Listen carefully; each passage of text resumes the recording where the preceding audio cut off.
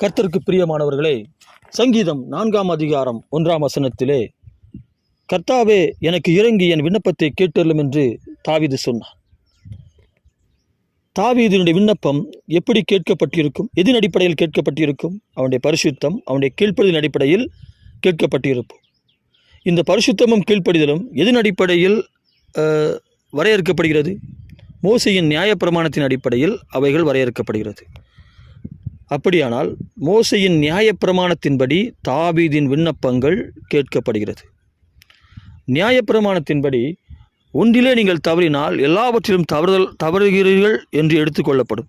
நீங்கள் 99 சரியாக செய்து ஒன்றில் தவறினால் நீங்கள் 100 தவறு செய்ததாக கணக்கில் எடுத்துக்கொள்ளப்படும். அப்போ நியாயப்பிரமாணத்தின்படி ஒன்றை நாம் பெறுவது சாத்தியமில்லை. அதனால்தான் கர்த்தாவே எனக்கு இறங்கும் என்று, இறங்கி என் விண்ணப்பத்தை கேட்டருளும் என்று தாவீது விண்ணப்பித்தான். பாருங்கள், நீங்கள் எந்த விதமான விண்ணப்பத்தோடு கர்த்தரிடத்தில் உங்கள் ஜெபங்களை ஏறெடுக்கிறீர்கள்?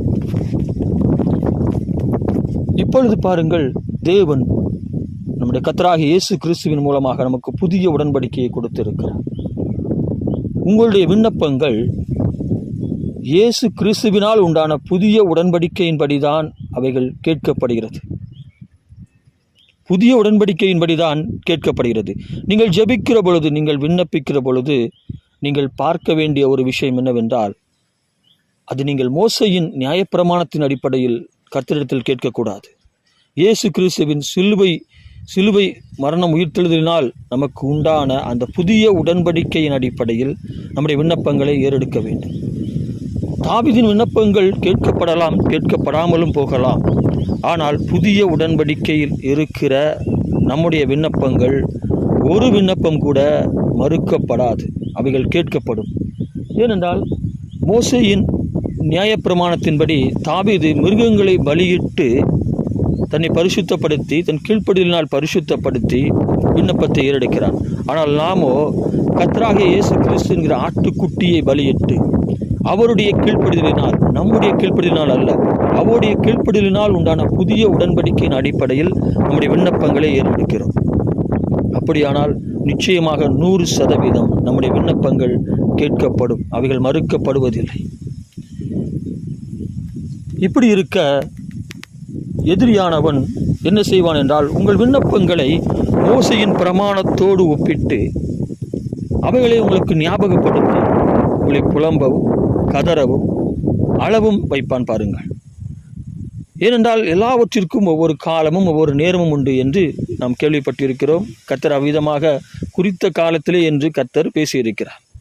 அப்போ தேவன் உங்களுடைய விண்ணப்பங்களை குறித்த காலத்திற்கு வைத்திருக்க, பிசாசானவன் உங்கள் விண்ணப்பம் கேட்கப்படவில்லை என்று மோசேயின் நியாயப்பிரமாணத்தை உங்களுக்கு நினைப்பூட்டுகிற பொழுது நீங்கள் அழுகை உள்ளவர்களாக ஜெபத்திலே தரித்திருப்பீர்கள்.